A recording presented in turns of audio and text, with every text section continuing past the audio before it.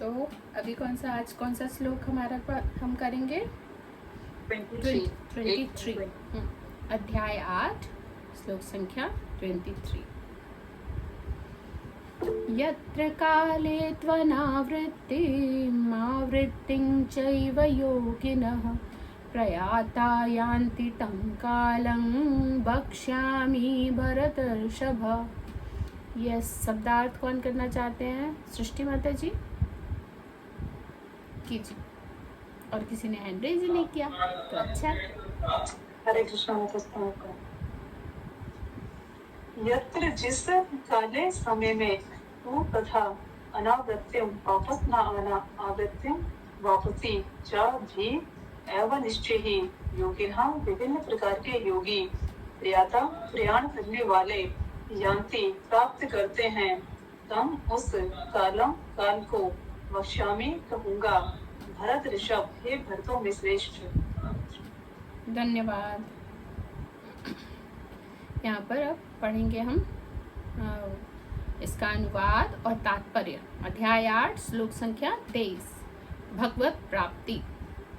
हे भरत श्रेष्ठ, अब मैं तुम्हें ये कौन कह रहे हैं? अभी टॉपिक चल रहा है, ये भगवानों आचा है, भगवान कह रहे हैं। हे भरत श्रेष्ठ, अब मैं तुम्हें उन विभिन्न कालों को बताऊंगा जिनमें इस संसार से प्रयाण करने के बाद योगी पुनः आता है अथवा नहीं आता। ये हम सबका बहुत सीरियस वाला प्रश्न है ना, कि पता नहीं किस समय में जाए, किस समय में नहीं जाए, क्या होगा, हमारा फिर से जन्म होगा नहीं होगा, क्या होगा, बहुत सारे इस तरह के प्रश्न हैं। तो भगवान अब थोड़ा थोड़ा उसके करीब आ रहे हैं हमें उत्तर देने के लिए। तात्पर्य श्री प्रभुपाद के द्वारा, श्री प्रभुपाद की जय। परमेश्वर के अनन्य पूर्ण शरणागत भक्तों को इसकी चिंता नहीं रहती कि वे कब और किस तरह शरीर को त्यागेंगे। प्रभुपाद ने ना इतना हमारे हार्ट बीट को तेज नहीं किया है, पहले लाइन में ही क्लियर कर दिया कि अब तुम आराम से सुनो लेकिन तुम निश्चिंत रहो। क्या कह रहे हैं? परमेश्वर के जो अनन्य भक्त है, हमने पिछले श्लोकों में यही टॉपिक था ना, अनन्य, अन्य कोई और नहीं, अनन्य। तो अनन्य भक्ति जो करते हैं भगवान की, पूर्ण शरणागत भक्त जो हैं, उनको इसकी चिंता नहीं रहती कि वे कब और किस तरह शरीर को त्यागेंगे। वे सब कुछ कृष्ण पर छोड़ देते हैं और इस तरह सरलता पूर्वक प्रसन्नता सहित भगवत धाम जाते हैं। कब जाते हैं? जब सब कुछ कृष्ण पे छोड़ देते हैं। लता भैया, आपका झूमर बहुत सुंदर है पर आप नहीं हो। तो हम कैमरा को ऊपर नीचे कर देते हैं ना, तो अच्छा, अगर आप तबीयत ठीक नहीं है तो बिल्कुल वैसे ही रखिए। ठीक है भैया, वैसे ही रखिए। चलिए अब आगे समझते हैं हम। वे सब कुछ कृष्ण पर छोड़ देते हैं और इस तरह सरलता पूर्वक प्रसन्नता सहित भगवत धाम जाते हैं। किंतु जो अनन्य भक्त नहीं है, अभी हमने कल चर्चा की अनन्य भक्त की, तो हम जानते हैं क्या होता है अनन्य भक्त, सिर्फ और सिर्फ भगवान। तो जो भी अनन्य भक्त नहीं है और कर्म योग, ज्ञान योग तथा हठ योग जैसी आत्म साक्षात्कार की विधियों पर आश्रित रहते हैं, उन्हें उपयुक्त समय में शरीर त्यागना होता है। अब देखो, पहले तो बताया किस किस तरह से हम भगवान की भक्ति कर सकते हैं, हम उच्च पदों को प्राप्त कर सकते हैं। तो हमें लग रहा था, हाँ, विधि बताई, कर्म योग, ज्ञान योग, हठ योग बताया था, है ना। तो हमसे प्रश्न भी आए थे, माता जी हम यहाँ पर भ्रिकुटी पर कैसे अपना ध्यान लगाएं, हमें तो आता ही नहीं, वगैरह वगैरह, काफी प्रश्न आए थे।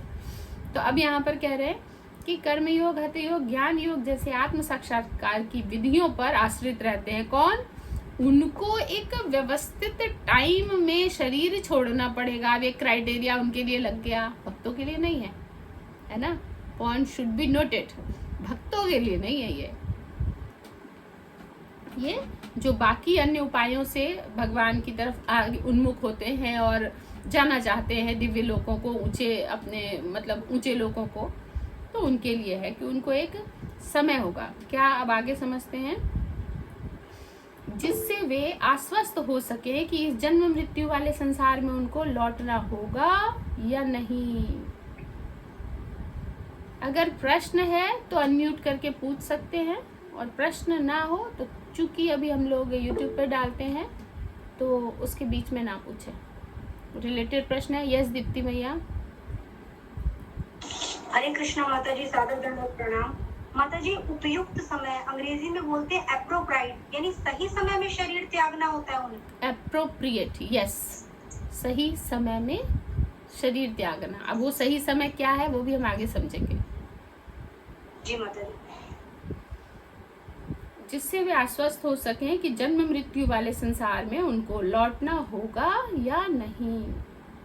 यदि योगी सिद्ध होता है तो वह इस जगत से शरीर छोड़ने का समय तथा स्थान चुन सकता है।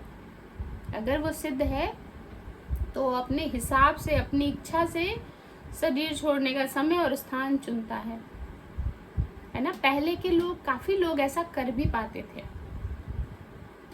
क्योंकि वो योगी भी थे और वो पूरे जीवन तप में, सच में जिया है, तो बाई चांस से हो भी जाता था थोड़ा बहुत, तो योगी जो है वो कर पाएगा।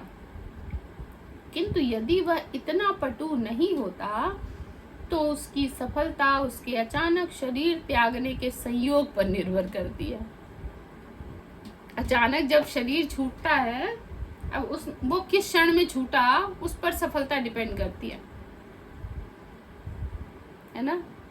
तो इतना पटु तो कोई होता ही नहीं, शायद कोई बिरला ही होगा जो है ना, इतना जिसमें पावर है कि अपनी इच्छा से हम ऐसे शरीर छोड़ेंगे, हम ऐसे त्याग करेंगे, हम यहाँ जाएंगे, हम ऐसे बैठ के करेंगे, अपनी इच्छा पूरा ये समय शरीर छोड़ेंगे।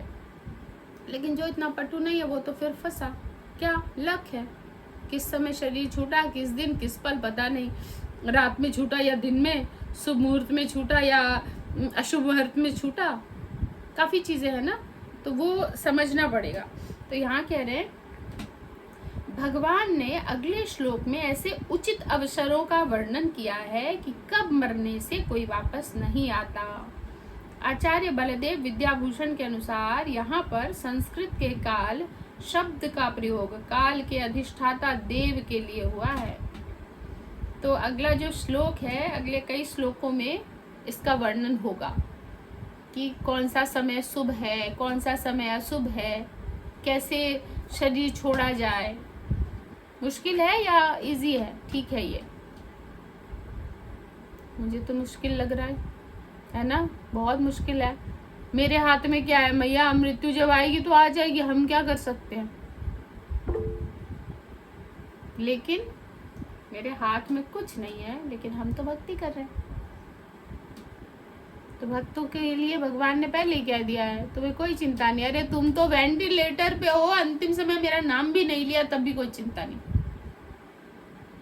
समय छोड़ दो, प्रयाण काल, रात दिन, अमावस्या थी या आज ये वार था, वो वार, काफी चीजें होती है, वो सब भूल जाओ तुम, अगर तुमने नाम भी नहीं लिया मेरा, क्योंकि तुम उसके लिए तुम क्या थे, मतलब क्या कहेंगे कि तुम अपूर्ण थे उस समय, नहीं नाम ले पाए, है ना, असफल थे कि कोई भी कारण, तुम्हारी बीमारी ऐसी थी या वाक चली गई या वेंटिलेटर पे हो, कुछ भी, तुम्हें चिंता करने की आवश्यकता नहीं। अगर तुमने पूरा जीवन मेरा नाम लिया है, अनन्य भक्ति की है, तो निश्चित रूप से मैं स्वयं आऊंगा तुम्हें लेने। क्लियर है? यस दीप्ति मैया, आपका क्या प्रश्न है? माता जी, फिर हम ये समझे कि जो अनन्य भक्त नहीं है उन्हें उपयुक्त समय में शरीर त्यागना होता है, यानी जब उनकी मृत्यु निश्चित है, और जो भगवान के अनन्य भक्त हैं वो सब कुछ कृष्ण पर छोड़ देते हैं, फिर भगवान ही उनकी मृत्यु निश्चित करते हैं कि उन्हें अपनी इच्छा से बुलाते हैं कि कब मुझे इस भक्त को ऊपर बुला लेना। नहीं, किसी भी वक्त वो जाए, भगवान ऐसा नहीं कहते कि इसको शुभ मुहूर्त में ही बुलाना है, वो अशुभ से अशुभ मुहूर्त में भी जाएगा, वो शुभ ही हो जाएगा। भक्त अगर है, वो अनन्य भक्ति की है उसने, वो दिन हो, रात हो, अशुभ जगह हो, अशुभ देश काल, कुछ भी हो, उसके लिए कोई मतलब नहीं है, वो सब सही ही रहेगा। लेकिन जिसने अनन्य भक्ति तो नहीं, हाँ जिसने भक्ति की है, ठीक है, भक्ति की है, उसके लिए भगवान उसको फिर से अच्छा जीवन, अच्छा ऐसा वातावरण देते हैं, लाइफ देते हैं कि वो यहाँ अब फिर से अच्छी भक्ति कर पाए। भगवान का काम है उर्वरक जमीन देना, बीज देना, बाकी उगाना तो आप उगाओगे, भगवान इतना सारा कुछ कर देते हैं। लेकिन जो भक्त है ही नहीं, जिसने कभी भक्ति नहीं की, उसके लिए ये नियम है कि जो ऊपर बताया गया, हठ योग, ज्ञान योग, इन सब के जो लोग हैं उनको अप्रोप्रिएट समय, दिन, काल, देश सब देख कर जाना पड़ता है, और ये संभव तो है नहीं। माता जी एक बार मुझे पुनः समझा दीजिए कि जो अनन्य भक्त नहीं है उन्हें उपयुक्त उपयुक्त समय में शरीर त्यागना होता है। उपयुक्त समय उस संदर्भ में कैसे माता जी? वो अगले श्लोकों में बताया जाएगा कि क्या है उपयुक्त समय। जैसे छोटा मोटा समझो, हम समझते हैं ना कि अच्छा उसने तो दिन में शरीर छोड़ा, उसने रात में छोड़ा, है ना, उसने शनिवार को शरीर छोड़ा, उसने मंगलवार को छोड़ा। हम मानते हैं ना कुछ कुछ चीजें ये अच्छी है बुरी है, थोड़ा बहुत, बाकी डिटेल में अगले श्लोकों में बताएंगे भगवान। तो हम भगवान का पर्दाफाश पहले क्यों करें, हम अच्छे से जानेंगे। ठीक है, यस, नेक्स्ट ले लो। जी माता जी धन्यवाद। माता जी मैं 2 बातें भी कहना चाहती हूँ, नेक्स्ट वाले हो जाने के बाद कहूँ? जी बताइए। मैं क्षमा चाहती हूँ माता जी, वो 2 बातें इससे संबंधित नहीं है, तो मैं सोच रही हूँ बाद नेक्स्ट में। वाला हो जाए तब बोलूँ। यस, फिर ये बोलने की जरूरत भी नहीं है, अभी बाद में हम बात करेंगे। यस सृष्टि भैया।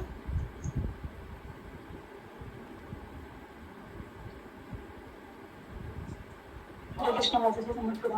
2 प्रश्न है माता जी मेरे, एक तो इससे संबंधित है, थोड़ा सा इसी से जुड़ा हुआ, ये मृत्यु से संबंधित है कुछ। एक माता जी, ये जो अर्थ दिया है इसमें, हे भरतश्रेष्ठ, अब मैं तुम्हें उन विभिन्न कालों को बताऊंगा जिनमें इस संसार से प्रयाण करने के बाद योगी पुनः आता है अथवा नहीं आता। मतलब माता जी कोई निश्चित समय होता है कि जब मतलब आएगा या नहीं आएंगे? ऐसा नहीं है कि मतलब मृत्यु तो कभी भी हो सकती है। जो योगी हैं उनमें ये क्षमता होती है, और उनको सब पता होता है कि कौन, जैसे पूर्णिमा, अमावस्या, 6 महीना ये, 6 महीना वो, आगे डिटेल आएगा, मैं उस पर भी काफ़ी चर्चा ही नहीं करूँगी। लेकिन उनको पता होता है कि क्या करना है, कैसे करना है, वो वैसा वैसा करते हैं। लेकिन इसमें अथाह अथाह प्रयास, अथाह एफर्ट डालना पड़ेगा, पूरा जीवन सेक्रीफाइस, फिर भी नहीं हो पाता। तो हमें इस सब के बारे में बस टच करते हुए निकल जाना है, जानना है और आगे बढ़ जाना है, जानना है। लेकिन ये जानना है कि हमारे लिए नहीं। जैसे कोई लेक्चर होता है, कोई बात होती है, हम पूरा सुनते हैं, या फिर आप लोग रील्स देखते हो या व्हाट्सएप पे या गूगल बाबा से नॉलेज लेते हो। क्या नॉलेज लेते हो? जो आपके मतलब की होती है। जो आपके मतलब की नहीं होती वो निकल जाते हो कि ये आया, ये हमारे मतलब का नहीं है ना, अच्छा ना बुरा, निकल गया। हमारे मतलब का है तो उसे हम सुनते हैं। तो वैसे ही ये हमारे मतलब का सिर्फ इतना है कि नॉलेज लो ताकि हम आगे प्रचार कर पाए। बस हमें ये नहीं जानना, हमें तो वही जानना है जो पहले ही बता दिया है कि अनन्य भक्ति में किसी चीज़ की ज़रूरत नहीं है। तो हम प्रयास करेंगे अनन्य भक्ति का, और वो प्रयास कैसे होगा? मनसा वाचा कर्मणा, मन से हर समय भक्तों वाली स्थिति रहे, भक्तों की सोच। वाचा, जो भी बोले वो भगवान से रिलेटेड ही हो, इसके अलावा कुछ बोले ही ना। कर्मणा, जो भी कर्म करें सिर्फ उनके लिए करें, गुरु महाराज, भगवान, बस, दैट्स ऑल। ठीक है। और दूसरा प्रश्न? ठीक है माता जी, मतलब माता जी इसके अंदर ज्यादा हमें नहीं जानना है, बस तुमसे समझते हुए निकलते हैं। हाँ। और माता जी दूसरा ये था कि जो फर्स्ट वाले पैराग्राफ में लास्ट वाली 2 लाइन है, उन्हें उपयुक्त समय में शरीर त्यागना होता है जिससे भी आश्वस्त हो सके कि इस जन्म मृत्यु वाले संसार में उनको लौटना होगा या नहीं। इसका क्या अर्थ है माता जी? एक बार फिर से पढ़िए। फर्स्ट वाले पैरा में जो लास्ट वाली 2 लाइन है, उन्हें उपयुक्त समय में शरीर त्यागना होता है जिससे भी आश्वस्त हो सके कि जन्म मृत्यु वाले संसार में उनको लौटना होगा या नहीं। हाँ, वही बात तो एक ही है। नहीं है। बात एक ही है, जो पहला प्रश्न था वही बात ये भी है कि उनको पता चल, मतलब वो समय सही हो ताकि उनको पता चले कि वो दोबारा से आ पाएंगे या नहीं। मतलब कोशिश रहती है ना कि हम ना आ पाए, है ना। या फिर जो आधे लोग, आधे नॉलेज वाले, उनको ये कोशिश रहती है कि हम दोबारा से मनुष्य बनकर आए, कुछ और ना बने, या फिर हम स्वर्ग जाएं। तो उनका जो भी मोटो है उस हिसाब से वो, ये सारी भागवतम में आपको मिल जाएगी कि कौन सा समय है, क्या डिटेल में। और उनके पास और भी ग्रंथ, वो घुसते हैं सारे, पता करते हैं और फिर वही समय कोशिश करते हैं कि हम शरीर छोड़ें। यही इसका अर्थ यही है। ठीक है माता जी, ये माता जी उनके लिए कहा गया है जो अनन्य भक्त नहीं है। Yes. ये वाला लाइन था कि और Yes. कर्मयुग, ज्ञानयुग तथा हठयुग जैसी विद्या। पहले लाइन में ही प्रभुपाद ने बता दिया है कि परमेश्वर के अनन्य पूर्ण शरणागत भक्तों को इसकी चिंता कभी नहीं रहती। बाकी सब चिंता करें कि हठ योगी, ज्ञान योगी, है ना, आत्म साक्षात्कार वाले, कर्म योग, जो इसके थ्रू आगे बढ़ने की कोशिश करते हैं। हालांकि भगवान को भी जो मानते हैं वो भी इसमें से कुछ कुछ करते हैं। क्या कर्म योग नहीं करते? वो जो भक्त हैं उनसे ज्यादा कर्म योग कौन करेगा? लेकिन वो हर एक कर्म भगवान के लिए करते हैं, उनका कर्म योग अलग तरीके का है।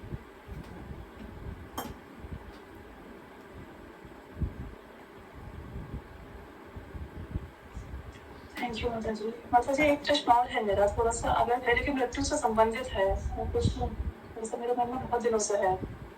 माता जी मुझे ये जानना था कि मतलब आपसे जानना चाह रही हूँ, ये अकाल मृत्यु क्यों होती है माता जी? अकाल मृत्यु क्यों होती है? और एक जैसे हम मृत्यु को समझ रहे हैं कि मृत्यु के समय पर हमें डरना लगे, हम भगवान से पूरी कनेक्टेड रहेंगे, लेकिन ऐसा होता है कि कई बार अपनी मृत्यु तो ठीक है कि हम जब जाएंगे तो उसका समझना चाह रही है। अकाल मृत्यु, अकाल, ऐसा लगता है अभी उसका जाने का समय नहीं था। जैसे किसी का नॉर्मली मानते हैं एक लाइफ टाइम होता है कि 100 ईयर्स, अब तो वो 70-80 भी पहुंच जाता है तो कहते हैं ठीक है अपना काम करके गया। लेकिन कोई 25 साल में चला गया, 15 में चला गया, तो हम कहते हैं अकाल मृत्यु हो गई। तो वो अकाल मृत्यु हो गई कि जब कोई जल्दी चला जाता है। तो एक तो ये प्रश्न था, और क्या था? और मुझे भी ये था कि जैसे हम मृत्यु को समझ रहे हैं, मृत्यु के समय में डरने लगे, हम मतलब जितना भगवान से जुड़े रहे, लेकिन अपनी मृत्यु तो ठीक है कि हमें जब जाना है, लेकिन किसी अपनी की मृत्यु से कष्ट होता है और शायद मुझे नहीं लगता है किसी को भी थोड़ा सा भी फर्क ना पड़े। ये बहुत बहुत ही ऊंची स्थिति होगी ये तो। हम इसीलिए तो सीख रहे हैं ना, यहाँ जो हम आए हैं भक्ति यही तो सीख रहे हैं। देखो मैं आपको एक एग्जाम्पल बताती हूँ। जब आपको किसी चीज़ के होने का कारण पता, आपका हाथ जल गया, ऐसे जल रहा है ना, अब हमने वहाँ पर जो भी उसका लगाना है ऑइंटमेंट लगा लिया, हमें कोई पूछेगा जल रहा है, वो हाथ जल गया, ठीक है। लेकिन आपको जला नहीं, कुछ नहीं, और बिल्कुल जले की तरह जलन हो जाए तो आप परेशान हो जाओगे कि ये क्या है, क्यों हुआ, मुझे क्या हो रहा है, यहाँ पर पता नहीं चल रहा क्या हो रहा है ना। बहुत परेशान हो गए, 10 लोगों को बताओगे, डॉक्टर को दिखाना पड़ेगा, पता नहीं क्या हुआ, पता नहीं है। तो ऐसे ही जो मृत्यु है, जब तक हम जानते नहीं हैं उसके रहस्य को, तो हम ऐसे ही तड़पते हैं कि पता नहीं है क्यों मेरे साथ ही ऐसा हुआ, वो क्यों चले गए, वगैरह वगैरह, बहुत सारे सवाल। लेकिन हम तो प्रभुपाद की कृपा से, उनकी दया से, हम सब रोज मृत्यु पे ही चर्चा करते हैं और जानते हैं क्यों, कैसे, कब, क्या, किसके साथ होना है। तो हम प्रिपेयर रहते हैं। तो हमें तकलीफ तो तब भी होगी, हाथ जलेगा तो तकलीफ तो होगी ना, लेकिन वो तकलीफ नेगेटिव वे में नहीं होगी, डर वाली तकलीफ नहीं होगी। पता होगा इतना और ये ऐसे जला है तो ठीक है, तो वैसा तकलीफ तो होगा, लेकिन उसमें ऐसा नहीं कि अनवांटेड क्यों हुआ और हम है ना प्रमत्त हो रहे, पागल हो रहे, नहीं। भक्त से ज्यादा नरम दिल तो कोई होता ही नहीं। लेकिन उसमें भक्त भगवान को दोष नहीं देता, वो समझता है कि इनका जाने का समय था, चले गए, मेरे भाग्य में अब इनका साथ और नहीं था, वगैरह वगैरह। लेकिन उसके लिए वो तड़पना, है ना, बहुत परेशान हो जाना कि अंदर तक हिल जाए कि अब माला नहीं करेंगे, अब भक्ति नहीं करेंगे, वो नहीं करता भक्त। भक्त हर स्थिति में समझता है, इम्पैथाइज, स्थिति को समझेगा बाकियों से ज्यादा, लेकिन वो रोएगा बिलखेगा बहुत ज्यादा नहीं। और वही चीज, यही चीज अगर हम भौतिक लोगों के लिए कर रहे हैं तो वो ठीक नहीं है ना, कहेंगे आसक्ति में पड़ गया है। यही जब हम भक्तों के लिए करते हैं ना तो वो मान्य हो जाता है। कैसे? कल भी मैंने बताया था कैसे वो गा रहे हैं पासाड़े कुटी वो माथा अनले पशिबो। क्यों कह रहे हैं? फिर हम कहेंगे अरे ये तो आसक्त है पूरे, ये तो आसक्ति हो गई इनका, तो फिर इनका उद्धार तो संभव नहीं है। आसक्त है वो किस में? गुरु में। शरणागति इतनी है भक्तों में, वहां आसक्ति चलेगी कि उनको उनकी भगवान से रिलेटेड चीजों में आसक्ति चलेगी कि अब उनको लग रहा है अब मैं किसके साथ जीऊं, क्या अब सेवा करूं, भगवान क्या करूं, अब मेरे को नहीं, मैं नहीं कर पाऊंगा कुछ। वो भगवान से रिलेटेड ही है तो उसके लिए ठीक है। ये तथ्य हमने पहले भी सुना है। वही कार्य अपने लिए करें तो पाप, वही कार्य भगवान के लिए करें तो पुण्य। जो लोग भगवत गीता को तत्वतः नहीं भी जानते थे, पुराने लोग, हमारे दादी माँ नानी, मतलब हमसे तो चलो बाहर वाले लोगों से तो बहुत बेहतर जानते थे, लेकिन आप सब जो रोज रीड कर रहे हो, समझ रहे हो, तो आपसे बहुत अच्छे से वो भगवत गीता को नहीं समझते थे। फिर भी वो इतना हमसे कहते थे, दिन रात हमें सिखाया जाता था चोरी करना पाप है ना, चोरी नहीं करना, इतनी सी भी चीज कहीं चुरा के नहीं लेना, सिखाया जाता था। और वही लोग फूल चोरी करते थे और कहते थे चोरी करके फूल चढ़ाओ, भगवान बड़े खुश होते हैं। वही चीज है, सेम चीज। मुझे समझ नहीं आता था ऐसे कैसे। कहने का मतलब है, अब आप लोग प्लीज किसी के बाग बगीचे मत उजाड़ने लगना। तो चोरी नहीं करनी है क्योंकि हमें ये ज्ञान हो गया है, लेकिन वो भाव ये था, गलत कार्य भी अगर भगवान के लिए कर रहे हैं तो सही है। युधिष्ठिर ने कहा तो था मैं झूठ नहीं बोलूंगा, फिर क्यों वो गलत माना गया? क्योंकि भगवान ऐसा नहीं था कि नहीं बोलूंगा, लेकिन थोड़ी सी हेजिटेशन हुई थी उसको। ऐसे मैं तो कभी नहीं बोला, इतना भगवान के सामने ऐसे कौन बोलेगा? उतने पर भी उसको माना गया कि रॉन्ग। तो जो भगवान की इच्छा है वही हमारे गुरु की इच्छा है। हेंस जो गुरु कहेंगे हमें वही करना चाहिए। वो फिर वो सही स्थिति हो जाएगी। तो आसक्ति उसमें नहीं मानी जाएगी। तो आसक्ति वैसे बुरी है सांसारिक लोगों के लिए। यस। अकाल मृत्यु मतलब होती है? क्यों होती है ये तो हम जानते हैं। क्यों, म्यूट कर लीजिए। हाँ, क्यों होती है इसका तो लाइक हम सब इतने दिन से क्लियर है कि जिसकी जितनी आयु, मान लो कि मैं लिखवा कर आई हूं कि मेरी एज है 50 साल, मैंने ऐसे कर्म किया है कि मुझे 50 साल जीना है, या कि ये मान लो कि 50 साल होते होते मेरा जो कर्म था वो मैंने कर लिया, जो फाइनल डेस्टिनेशन। ऐसा नहीं कि कर्म इसने शादी नहीं करी या इसने बच्चे का देखभाल किया, वो ही कर्म नहीं है। बहुत सारे और कारण हैं। अगर मुझे भक्ति का गोल या किसी का कुछ भी जो कार्य करना था वो मैंने डन कर दिया तो मुझे ले जाया जाएगा।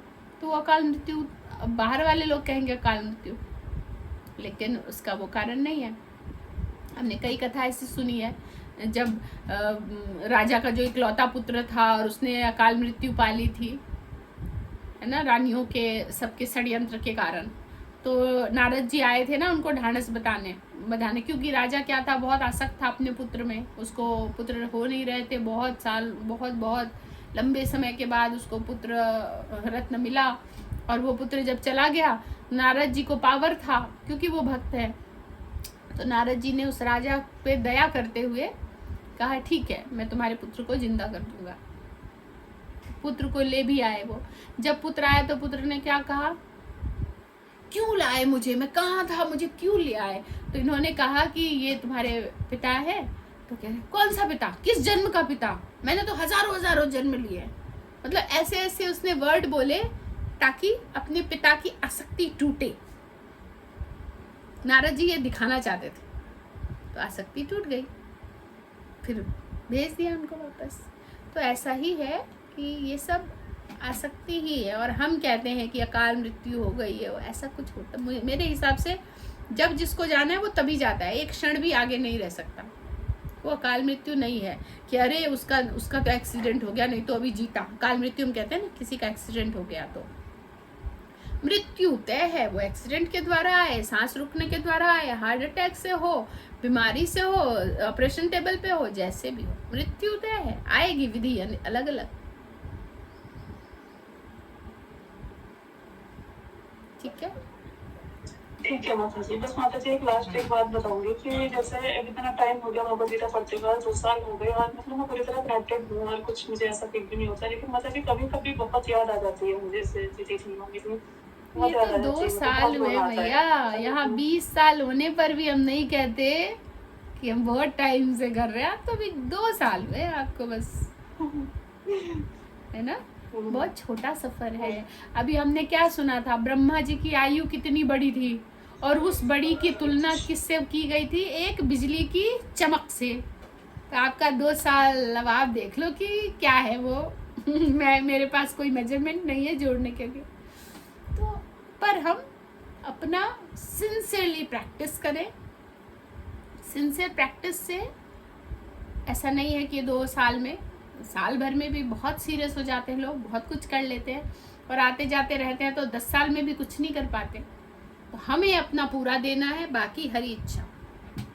ठीक है, और ये जो है थोड़ा बहुत चला जाएगा। माया इतनी कमजोर तो मत बनाओ ना माया को कि फट से माया से हम छूट गया। वाह माया, है ना। अमोघ लीला प्रभु क्या कहते हैं, मैंने आपको पहले भी कई बार बताया कि हम भक्त क्या करते हैं, हाँ माया आप बहुत महान हो, मुझे बख्श दो, मैं आपके बराबरी नहीं कर सकती। मतलब बचते हुए, उनकी तारीफ करते हुए, मैं तो पापी हूँ, दुष्ट हूँ, मेरे बस का कुछ नहीं है, आप बख्श दो करते हुए चुपचाप निकलते जाते हैं। जब भक्ति अपग्रेड होती जाती है, थोड़ा रच बस जाते हैं, जैसे वो कहते हैं जब सन्यासी बन गए, सन्यासी का मतलब है कि अब आपने ये वस्त्र पहन लिया सन्यासी, तो अब आप कहोगे माया आओ, क्या बिगाड़ सकते हो मेरा, ट्राई करो। हालांकि तब भी नहीं कहते, ये मजाक में उन्होंने कहा था, लेकिन क्योंकि माया कौन है, भगवान की ही तो शक्ति है, वो तो मोस्ट पावरफुल है। तो हमें बस चुपचाप से बचते हुए निकलना है, भगवान की शरणागति और माया से बचते हुए बस। ठीक है, तो नेक्स्ट सवाल है रचना माता। हरे कृष्णा। रचना माता जी नहीं, रचना माता जी नहीं है, बबली माता जी का सवाल है। एक्चुअली सिर्फ लंबा होता है ना फोन, तो सिर्फ मुझे बी और ए दिख रहा है। यस बताइए। हरे कृष्ण माता जी। हरे कृष्ण माता जी। अच्छा जी, एक बात कहूंगी बस, बात बहुत बड़ी है मेरे जीवन की, लेकिन उससे आपने बहुत आसानी से जैसे मुझे निकाल देते हो आप, बहुत इजीली। थैंक्स लॉट माता जी, और आपके अलावा ही कोई कर भी नहीं सकता। अब उसको बड़ा ये बनाओ और वो छोटी है, ठीक। ये बड़ी बात है, वो छोटी बात है। यस बबली माता जी। आप बोले जो अनन्य भक्ति कैसे, वो मेरा सवाल है, अनन्य भक्ति कैसे किया जाए, मैं कैसे समझूं कि मैं भक्ति में आ गई हूँ, भक्ति करें कैसे करें। ये भक्ति सबसे पहले जो हमें प्रभुपाद ने पहले नियम दिया है, आप उसको फॉलो करिए। 4 रेगुलेटिव प्रिंसिपल, 4 नियम दिए गए हैं हमें, है ना। उसको धीरे धीरे पहले कोशिश करिए कि हम कर पाए, जिसमें अब आई थिंक कर रही हूँ। फिर से वो 4 नियम आप बता दीजिए, कल भी मैं इसी के लिए हैंड रेज की थी। अच्छा ठीक है, धन्यवाद। तो ये जो 4 नियम है, उसमें सबसे पहला जो है आई थिंक नहीं, चलो 16 राउंड चैंटिंग, ये इन 4 नियम में नहीं है। जो मैं बोलने जा रही थी वो इस 4 में नहीं है, पर चैंटिंग तो आप करते हो ना बबली माता जी, पूरा 16 राउंड।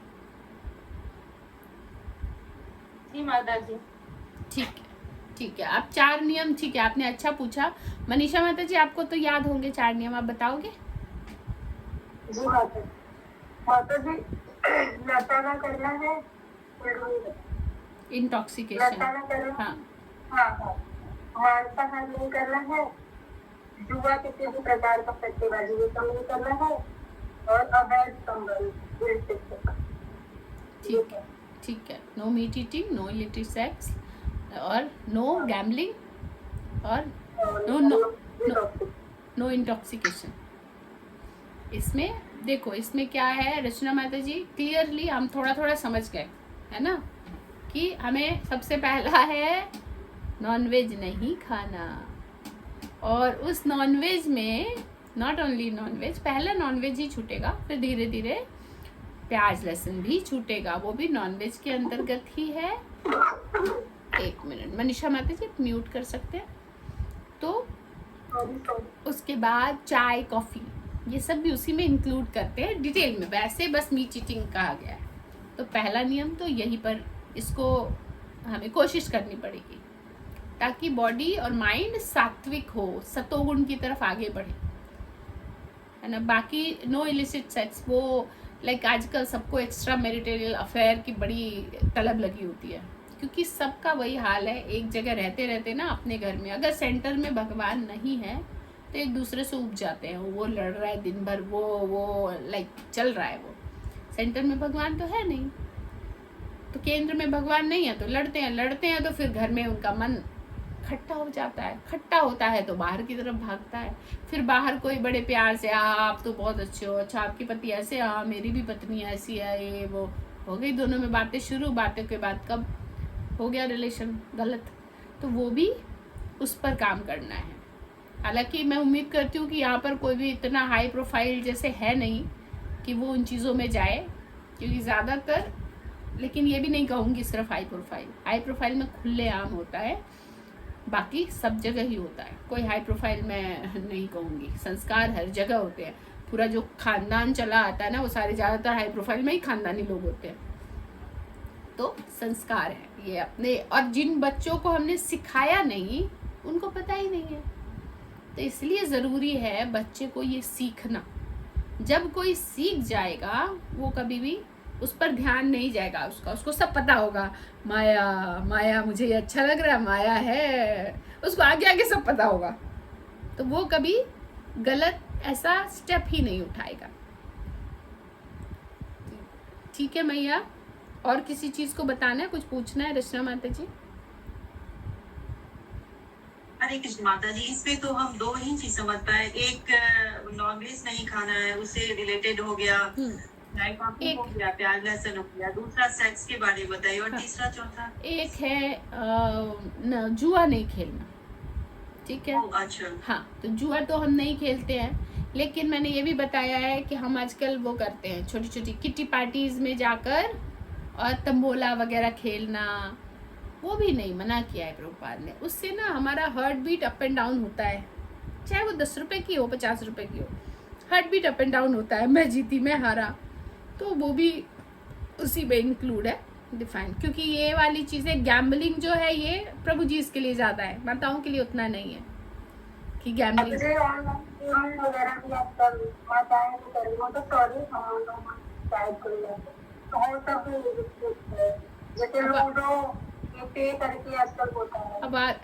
आवाज क्लियर कम है।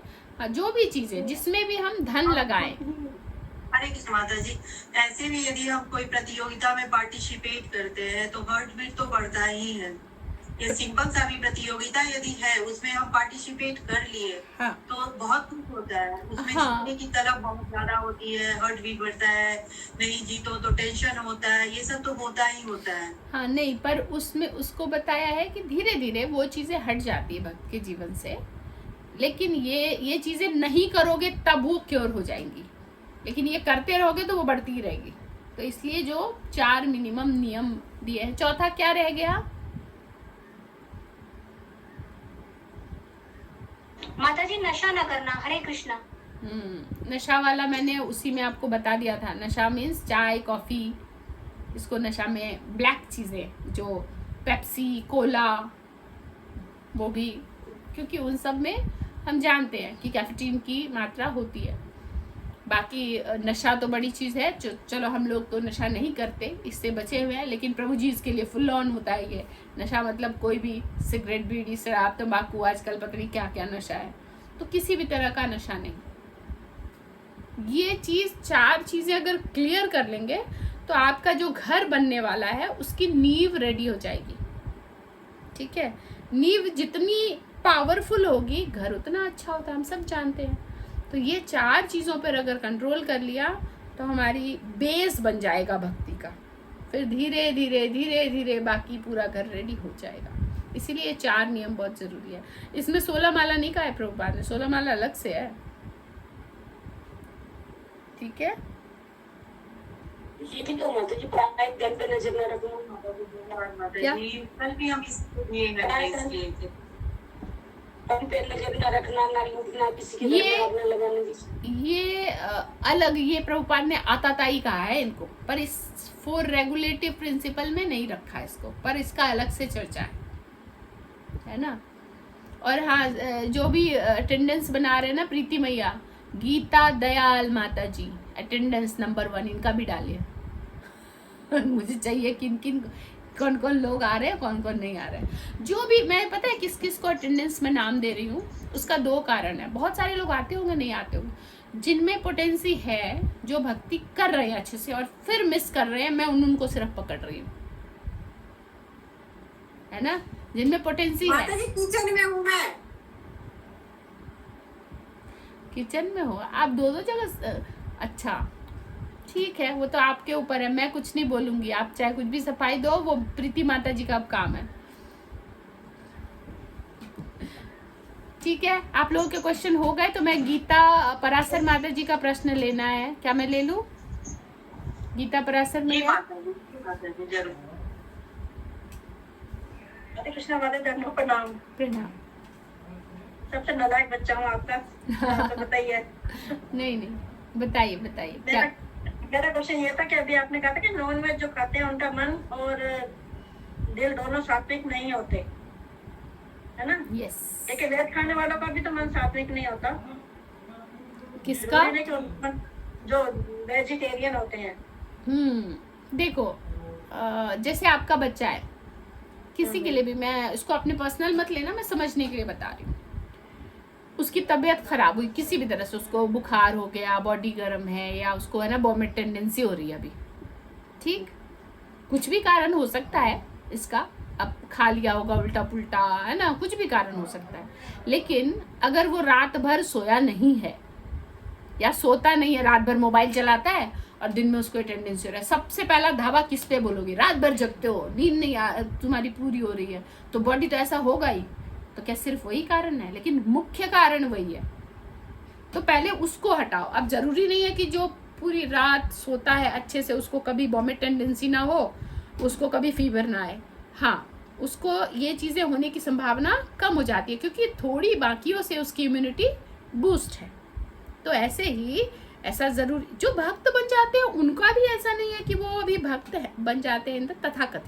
तथाकथित जो भक्त है उनको अब क्रोध नहीं आएगा, या वो अब कभी कोई गलत कार्य नहीं करेंगे, ऐसा जरूरी नहीं है। लेकिन बाकियों से इनकी संभावना कम है, क्योंकि ये अभी उस प्रैक्टिस में लगे हैं। जब ये प्रैक्टिस को पा लेंगे, फिर पूरी तरह से पकड़ बैठ जाएगी। जब इनकी पकड़ अच्छी होगी, तब ये बाकियों को खींचेंगे अपनी तरफ, क्योंकि अब इनकी पकड़ स्ट्रांग हो गई, इनकी अब छूटेगी नहीं। अब ये बाकियों को बचाएंगे कि तुम भी आ जाओ, तुम भी आ जाओ। लेकिन जब तक खुद की पकड़ स्ट्रांग ना हो, तब तक हम दूसरे को नहीं बचा सकते। एरोप्लेन में भी क्या कहते हैं? मास्क पहले खुद लगाइए, फिर बाकियों की मदद कीजिए। तो ऐसे ही जो नहीं लेते हैं, जो वेजिटेरियन है, हाँ, उनको भी आता है क्रोध, वो भी ये सारे बाकी के सब कार्य कर सकते हैं। लेकिन जो नॉन वेज है, उनमें ये प्रबलता से होता है। ब्राह्मण्स, बहुत सारे ब्राह्मण ऐसे हैं, खासकर मैं दूसरों की ना कहूँ, अपने मैथिल ब्राह्मण की बात करूँ, they are very much qualified. सारे आजकल जो है बहुत सारे खूब पढ़े लिखे हैं, खूब गुणवान हैं, खूब उनको वेद शास्त्र पठन पाठन बहुत आता है, नॉलेज बहुत है, पर क्रोधी है। क्यों? नॉनवेज खा रहे हैं। अगर उनके पास सारी गुणवत्ता है, नॉनवेज भी खा रहे हैं, अगर वो बस नॉनवेज छोड़ दें, गुणवत्ता कितनी आगे भागेगी, है ना? तो वो दिमाग में बैठाइए कि जो गलत है उसको तो हमें छांटना ही है। अब ऐसा नहीं है कि ये गलत काम ये नहीं करता तो उसका सब अच्छा ही है, पर वो गलत और एक और ऐड कर दो तो प्रॉब्लम और बढ़ जाएगी। बस इतना कहना है, ठीक है? आप तो वैसे नॉनवेज खाते नहीं हो, तो आपको इसकी चिंता है नहीं। लेकिन आपने जिसके लिए भी प्रश्न पूछा, तो ठीक है, उत्तर मैंने कोशिश की देने की, ठीक है? हरे कृष्णा माता जी। माता जी, वो जो 4 नियम आपने बताए, पहला नॉनवेज ना खाना, दूसरा अवैध संबंध ना बनाना, तीसरा जुआ नहीं खेलना और चौथा नशा ना करना। माता जी, नशा ना करने को भी अपने नॉनवेज खाने में जैसे चाय कॉफी इसमें जोड़ा है, तो नहीं। फिर भी वो चौथा नियम है ना? हाँ जी। हाँ, चाय कॉफी नशा ना करना एक अलग है, और वो बाकी अच्छे से वर्ड बाय वर्ड मीनू माता जी जो लिखा होता है ना, या मनीषा माता जी जिनके पास है ग्रुप में भेज देना, ठीक है?